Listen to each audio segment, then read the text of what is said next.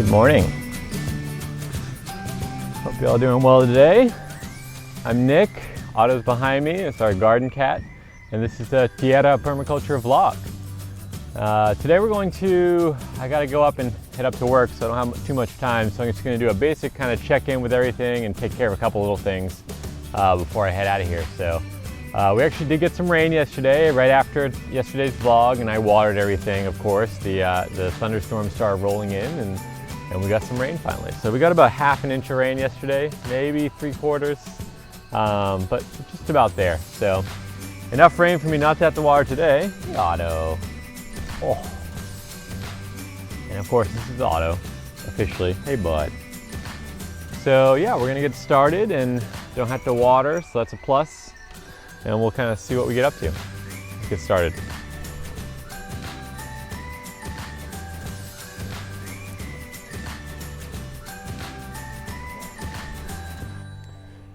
Rain gauge. You probably can't see that because it's clear, but you can see there we got, that's our how much water we got yesterday, between yesterday morning and this morning. So it's about a half an inch ish. Of course, again, that's going to be some of it will probably have evaporated throughout the day and this morning, and so it's not like a perfect measurement, but it's a good guesstimation, so that you can just kind of understand how much water is there, and you can use kind of anything. I'm just using a mason jar here, but what I've seen a lot is actually like a 2-liter plastic bottle. If you cut off the top and flip it upside down, it works really well because it has kind of like a funnel that leads things in and reduces the amount coming out. Then from there, you can just mark on the actual bottle your kind of delineations for how much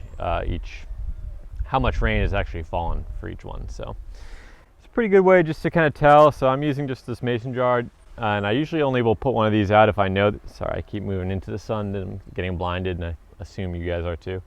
Whew. Yeah, so I'm just using a mason jar, and I usually only put it out until or when there's going to be some major rain that I know is coming, because otherwise I can kind of figure it out for myself. Well, my little baby arugulas are doing pretty well in here. So I keep having this banana flower, just keeps going and going, and I should have probably just cut this off because that's going to kind of slow down this ripening process, or for these bananas here. You can see it took quite some time. But I can cut this off once these are kind of at the point where they're not going to be setting any new fruit, because once the flower gets further down here, and it's not actually producing up in this main bunch, it usually doesn't actually produce any more flowers. So people end up cutting it here, but that slows the ripening down for this, or so I've been told. So, you know, it's kind of an option. I might actually do that soon, because these the little flower bits that fall off as they kind of die off here end up falling and hitting all my little baby arugulas down here. And that makes them kind of sad. So give you a little extra water from yesterday. Otto's inspecting over here. Oh, look at this. We got our first zinnia opening up. Still trying to figure out what it wants to do. Oh, is that a little worm in there?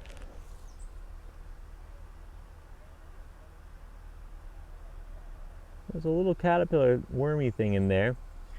I'm actually going to leave it because this is supposed to be, this area right here is actually supposed to be attracting all the bugs and insects and pollinators and such to my property. So if there is some bugs over here, unless they're going to start doing major damage, I'm just going to kind of let them do their thing, because I'd rather them do that over here with my little flower bed than right next door in my greens bed.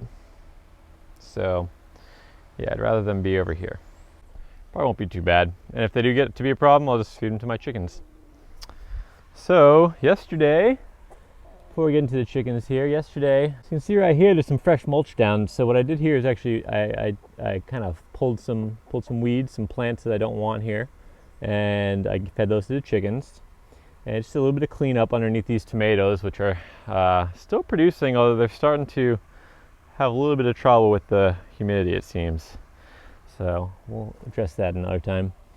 But down here, I figured if these tomatoes are towards the end of their life, I want to be able to have something replacing them. So I actually had some beans, some bush beans that were ready to harvest, or ready for harvest for seed, because I actually left a lot. So you can see here, this bush bean here, that's all yellowing and the seeds inside are pretty well matured. So at this point I could harvest that and then use that bean for seed, and that's exactly what I did. And actually when I opened up the seed pod, it actually already had a sprout coming out because it's been so moist recently. So it's actually already starting to sprout, so it's perfect. So I took that and I planted it underneath my tomatoes. I kind of just spaced it out in all the open spaces that are kind of in between here, where I know that if the tomatoes do die back, that I will want definitely to have covered. So I just basically planted the already sprouting beans into that bed to hopefully replace those tomatoes if the tomatoes are actually dying. And then I used my sugarcane here, and I just harvested some of these bottom leaves that are browning or green or just towards the bottom, and that became my mulch. I also, of course, did a little bit of mulching on this side too, with just grass. And so you can see I pretty much, mulching ends up being about a weekly task for me here. Just because, again, I'm in the humid tropics. I'm in a rainforest climate, so with the amount of rain we get when we actually do get the rain, it just causes things to break down really quickly. So I have to kind of keep adding to my gardens, and it's well said. I've heard this many times from many different practitioners that the soil is essentially a giant mouth. It just wants to keep consuming organic material.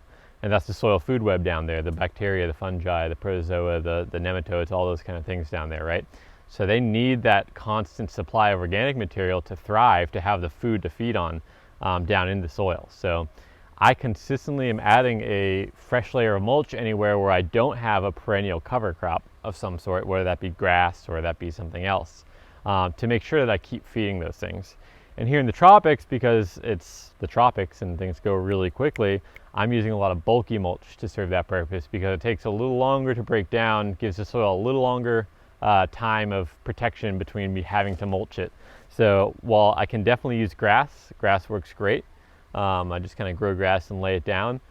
Bulky mulch I find works better because it just takes much longer and it protects the soil longer. I don't have to keep adding and adding and adding to it. So that's just what I'm noticing. And then using mulch like silica, things high in silica, like these sugarcane leaves or palm fronds or anything like that, that works really well because they're high in silica, they take a long time to break down.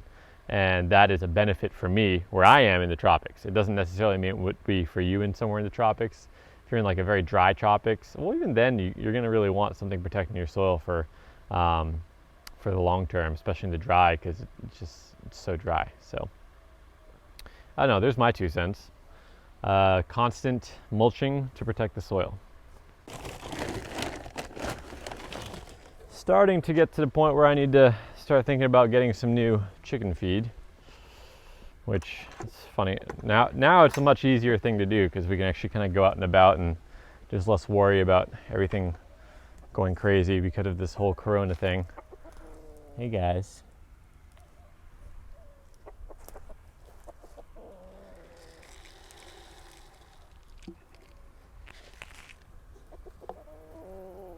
So come in here, you can see I keep adding more and more. All these kind of little weed things you see growing down here. These are stuff I took from the garden yesterday when I was weeding. So I just throw all that right into the garden. And you can see I also shove some through the fence because it makes it a little easier for them to peck at it and eat it. They like to eat primarily from our hands. That's what they prefer. But sometimes I'm too lazy to sit there and hold it for them because I got other things to do, you know? So looking in here, because we have had a bunch of rain, you can kind of start seeing how the flow and also just them scratching starts to expose a lot of kind of bare soil in here, especially as always right along the fence line, which tends to be their favorite place to move. So I do need to add a little bit of mulch in here, and I noticed that when I start seeing buildup like this, sorry, I just turn you in a big circle with that camera there. When I start seeing a lot of buildup like this and nice big layers in here, I kind of know it's time for me to think about making a compost pile, which is exciting because I've been wanting to do that on this vlog for a while and I just haven't had the material for it yet. But now I'm noticing, okay, everything's starting to, I have a lot in here. I have a lot of the bedding material in here already. So that means I can start thinking about actually making a compost pile without stressing my system. So we have enough, what I would call kind of my starting material within the coop here to make a decent sized pile for them. And you do need to, you want to have essentially a cubic meter or just over a cubic, actually a cubic yard, just over a cubic yard, because a cubic meter is a little bit bigger than the cubic yard. I think it's like 1.5 cubic yards or something like that. But you want about that size to get like a really easy to heat up pile. If you're really good at composting and you can get your balance down really well, you can do it with smaller piles. And if you have a good recipe or if you just get lucky, you can certainly do it with smaller piles. I've done it with much smaller piles before, but generally if you shoot for that sizable pile, it's just going to have a much easier time heating up to the right temperatures to make sure you actually have high quality compost. So, and to kill all the pathogens and weed seeds and all those kind of things within your compost. So yeah, so I basically just keep on adding organic material in here until I notice that I have enough to actually start a compost pile, and that's when I choose to start one. So the other way I could do it is basically import a bunch of material and make a compost pile whenever I wanted to. And I've done that in the past too when I need to really jumpstart, but right now we're doing all right. Things are pumping still. I've been basically harvesting older compost for quite some time, so I haven't necessarily needed to create a new pile. But I'm ready to start a new pile because it's starting to be depleted down there, and I know that in about a month's time, I'm gonna really want some fresh compost. So you gotta think kind of that far ahead, because if you do compost really well, you can get it done in 18 days, 10 days even if you're like super fast. But some really fast compost, you're not going to have the fungal growth that you really want for kind of typical annual crops that are not brassicas. Essentially, brassicas are perfectly fine with that really quick bacterial dominant soil. They like the actinobacteria in there, but any of those kind of longer term kind of long cycle annual crops, they're going to prefer more of that more fungal dominated. I think it's like a 0.75 ratio between fungal and bacteria. I'll get you those numbers. When we actually do the compost, I'll talk all about the specific numbers and all that kind of stuff, and so that'll be a future video. And if you're watching this and I've already done that video, I'll try to come back here and link to that above, so you can jump ahead. We will add some more mulch here, but first I'm going to process that mulch, and I'll take you guys along for the ride. If you watched yesterday's vlog, you saw me harvesting palm fronds for my mom, so she can make a basket. The palm fronds also serve as a great fungal network pathway for my compost piles and as mulch. What you doing down here?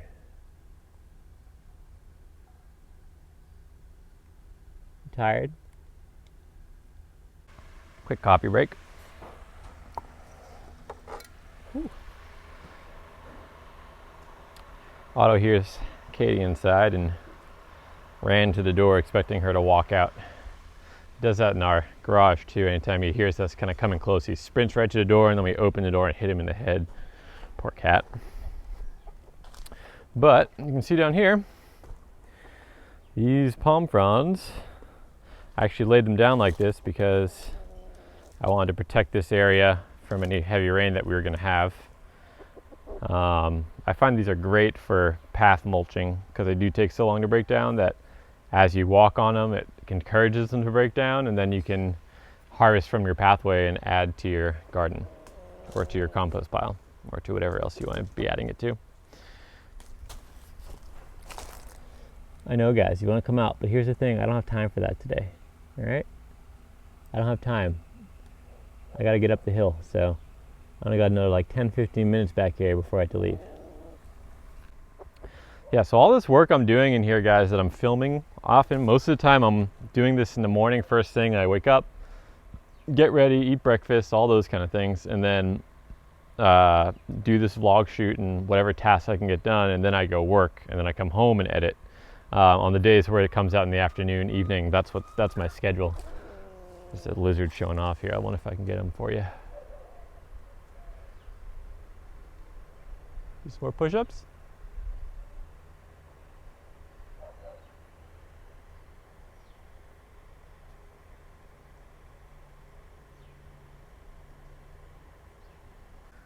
You kind of just learn they're kind of always here, the lizards, so they just become part of your life. I really enjoy them. All right, so I'm gonna get you set up and I'm going to just start harvesting all these palm fronds. So I'm just using my hand sickle and I literally am just gonna pull it right along this the midrib here on this frond here. I just pull this right along and they fall right off.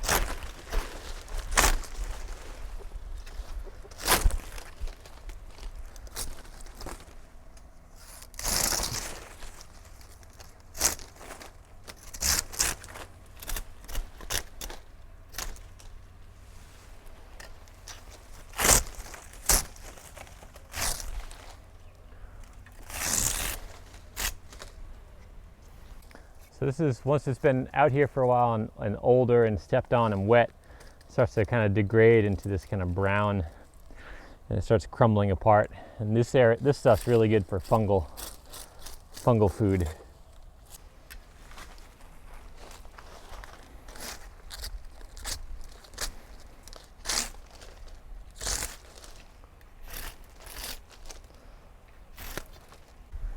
I'm doing this. Otto's usually pretty interested in helping, and you can see now he's buried in palm fronds here. You like it down there, bud? You like it down there? This little blanket? He doesn't really mind at all. He enjoys playing down here with me when I'm working.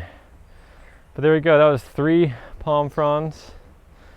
I'm gonna take all this mulch material and move it up into the chicken pen. And that's going to be the mulch for the top layer there, where it starts to have that bare soil, and they'll start breaking it down for me and mixing it in with their manure and food scraps and all those other things we throw in there.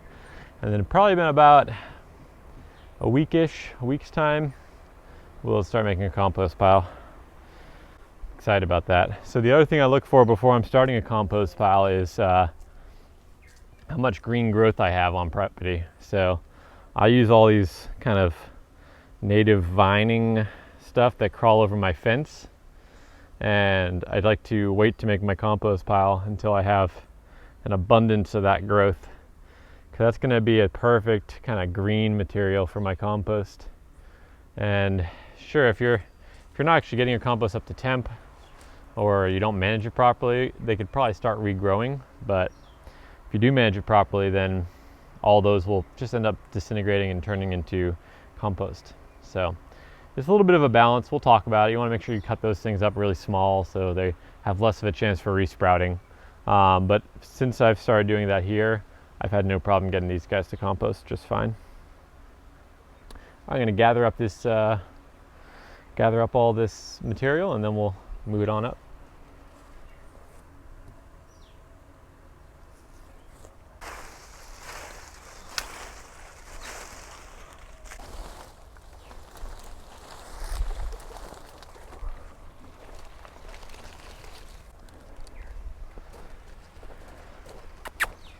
Otto.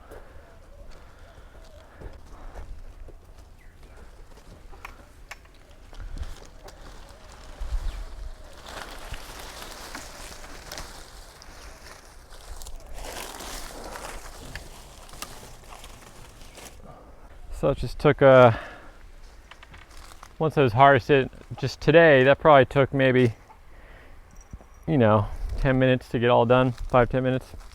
And now you have a nice fresh layer of nice bulky, slow to break down mulch that I want to put in my compost pile. And in order to speed up that breaking down for the compost pile, I'm going to start it in the chicken pen so that they can break it down for me, because I want to let them do a lot of the work for me so I can do less work. I always place a nice fresh layer right underneath their coop.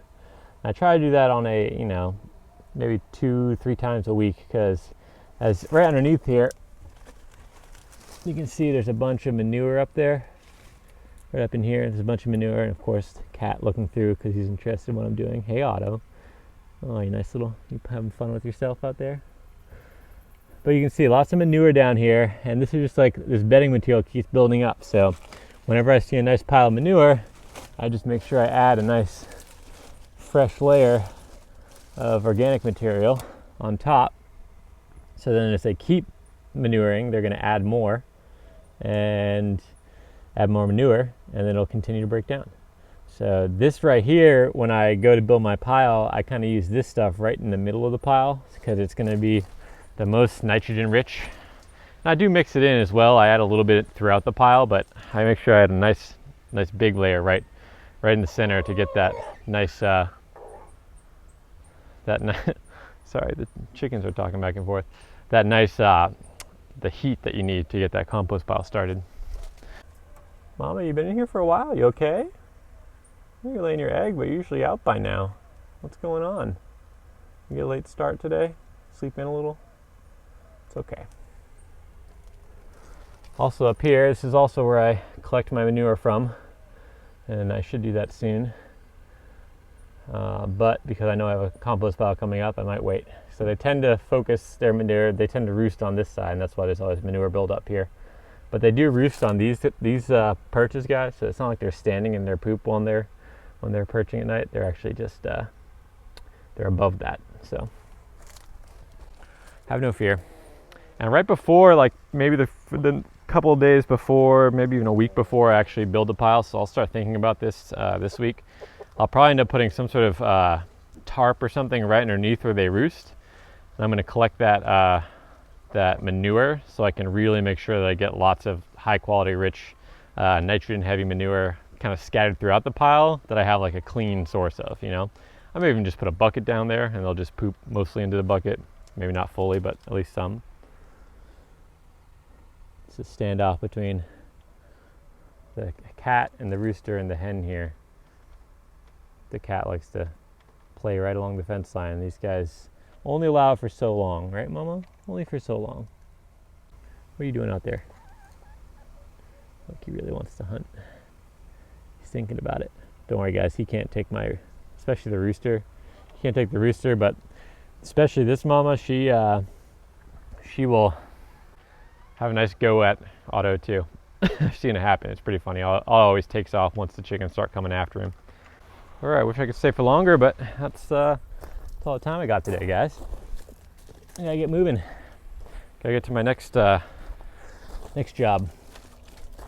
I did down here before I sign off. I did leave down here at least some of this palm frond because this area is disturbed on a regular basis by the chickens.